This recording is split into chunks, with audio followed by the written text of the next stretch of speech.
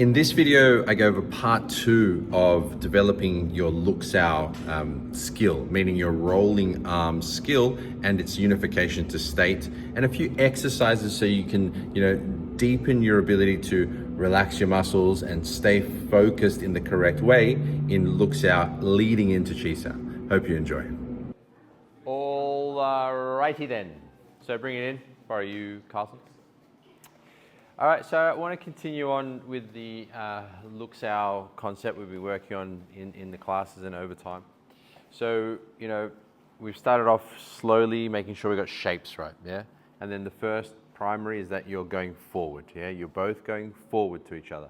And that forwardness potentiates the spin of the shapes. You're all aware of that. Then from there, we maintain a slow direct roll as the next form of the exercise. And every so often we can take the hands away, to make sure they're going forward. Then we can start to use our own forward pressure and their forward pressure as well as a way to be aware, okay, where do I need to actually sink in my system? Meaning, where should I be? Firstly, centered so that you have that elevation and vibrational quality.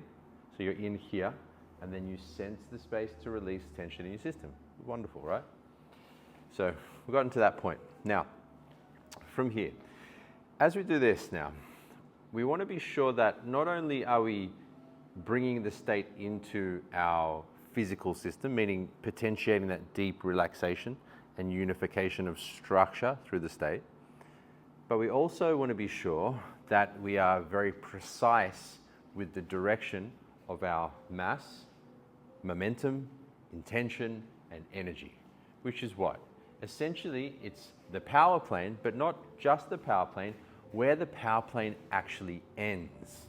Meaning, it should be focused, I'll move it this way, here, to the back of the other person's center. Inside their spinal cord is, pretty good too, but it's pretty safe to just focus to just behind their spine so that your line of momentum, mass, energy, and intention is offsetting their balance constantly. Now, what does that mean?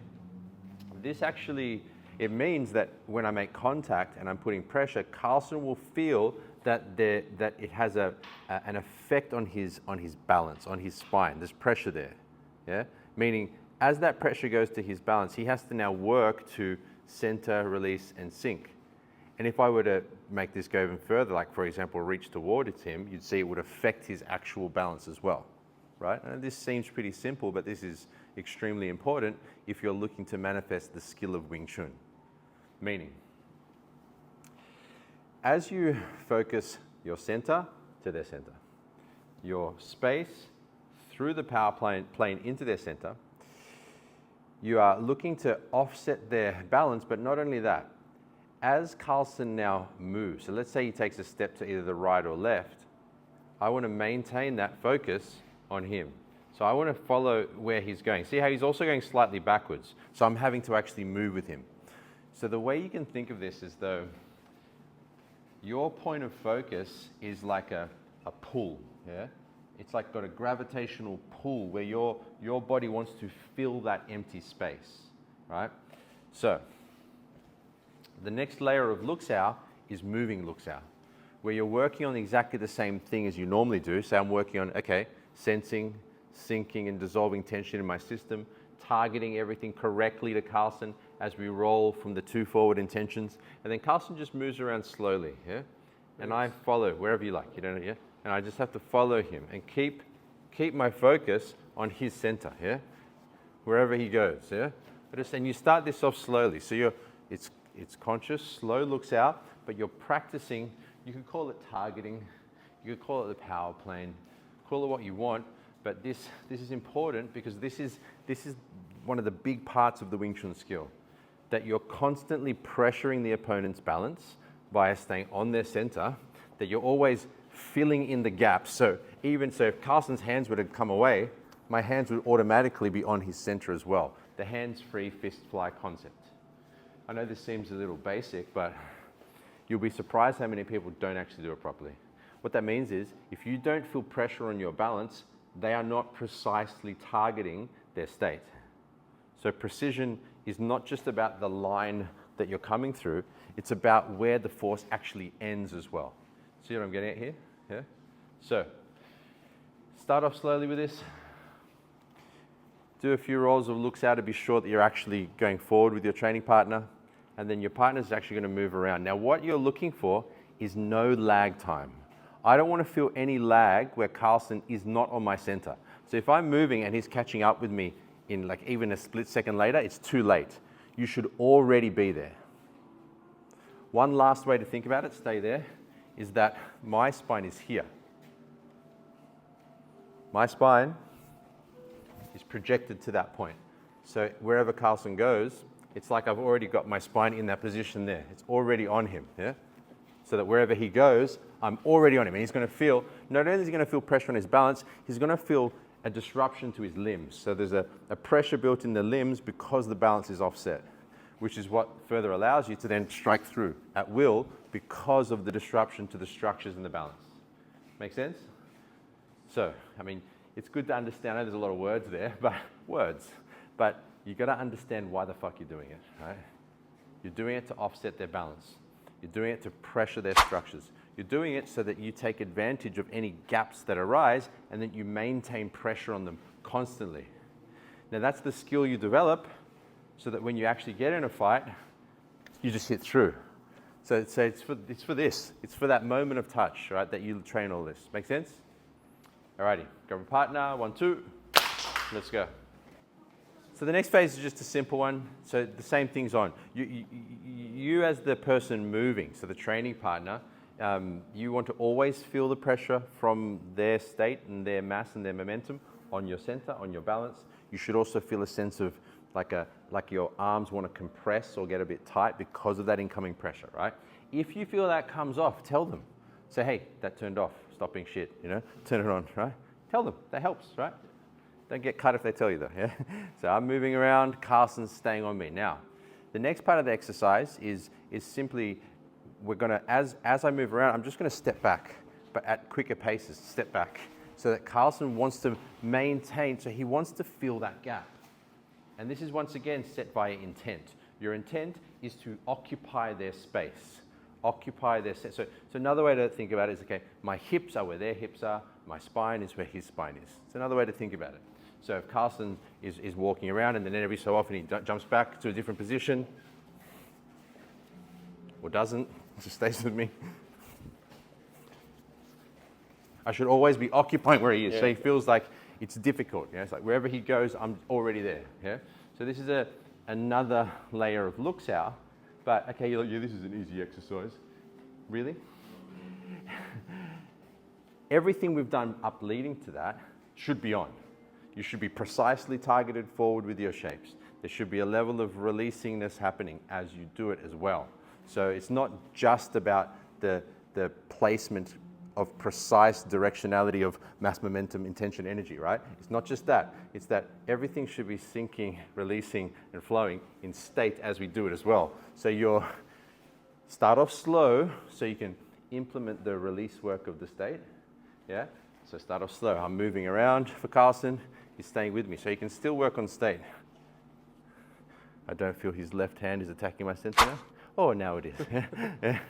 Tell them, yeah, so they can know when they're not doing it right. Yeah? And be precise when you tell them too. Don't just say you're shit. Yeah, and then every so often step back. And it's like water filling the space. Get the idea? 1, 2, let's go. So you're adding a step back sporadically. So next part of the exercise is so Carlson's tracking me. Let's just call it tracking, and you're everything that involves. Your objective is to be in the state. It's looks out training, which is more dynamic looks out training, where you're bringing the state into these movements. Now, as I move now, and Carlson's maintaining that connection to my center wherever I go, yeah, I'm also going to start to just fuck around with his arms, yeah, just start to move different dynamics with them. And why?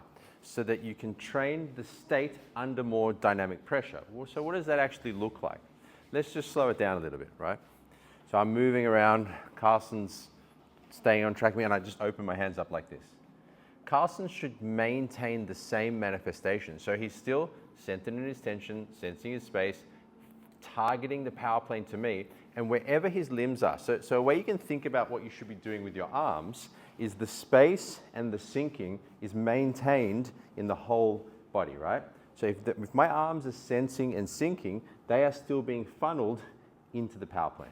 So let's say Carson moves his arms somewhere and takes my arms off center. Here, right? I don't just go, oh shit, now I'm going to change the state. I still sense my arms, funnel them back to the power plane. Yeah? So that everything's being pulled back into this plane. So now if Carson continues to do movements, whether it's towards me, see it rolls back into a good shape to protect myself, or whether he pulls him in a different direction somewhere else, I still maintain a level of protection. So even though my arms are off center here, because I'm focusing through this line, and because the limbs, arms, legs, and torso, are all being funneled into the power plane, if Carlson goes to be offensive towards me and tries to attack, see how the arms will protect this line because of the direction of the movement, mass, momentum, intention, energy, because of the movement of everything through the power plane. As Carlson goes to attack me from whatever position, as he goes to attack, my arms will defend this line because I'm keeping the power plane on and everything funneling into that plane. Does that make sense? Yeah? So what's happening now is as I move around, Carlson stays with me. I'm just going to move my hands to different positions, but he maintains the state so that as I go to reach around and fuck with him a bit, reach towards him, he maintains a level of defensive integrity, yeah, and that connection of the state on. So I think we just saw long. Anyway, I was about to, but anyway. So you get the idea. Moving around, moving their limbs in different positions, and the person who's getting moved has to just maintain state. You're not changing anything. You're staying in the state. So this is a dynamic form of luxao where your partner's just challenging you, trying to bring you out of state, and you maintain it and have faith that the state will know to protect you. It just happens to be that if you can sense your body and sink and target it through the center, so I'll use this position. This is quite a common, sometimes you roll with someone and it feels like, I can just hit them here, right? And they're like, why can I hit them so easily? Often the problem is that their arm is actually disconnected from their mass. It's like I'm just a floating arm. So if Carlson, I'm just focusing on my arm now. So if Carlson wants to punch me with his fuchsia, it's actually quite easy. There's nothing stopping him. But as soon as you start to sense your actual mass, I sense the space of this, as I sense my arm, now my arm understands that it's connected to something else. And then if I start to funnel all of this through the power plane, or through the center, now if Carlson goes to punch again, it's stuck. He can't do it now. Because all of this is targeted through this line. All of this is targeted through here. So as he tries to hit through, there's something there to stop it. Makes sense? Yeah? So this is the same idea here. So if we open that idea up, and I put myself in a position where he has an obvious strategic advantage because he has the inside gate here. But if I am just an arm, then he goes to hit me, it's going to be very easy. But if I can sense my whole body, funnel it through the power plane, and he goes to strike again, naturally my arm will protect me coming back through the power plane because it's connected to something flowing towards him. Make sense? Yes. Alrighty. Any questions? Dynamically moving around, trying to fuck with their arms a bit, trying to reach through, just playing with them, and they're maintaining state, tracking, staying on you, sensing, sinking. Sound good? Yes. 1, 2, let's go.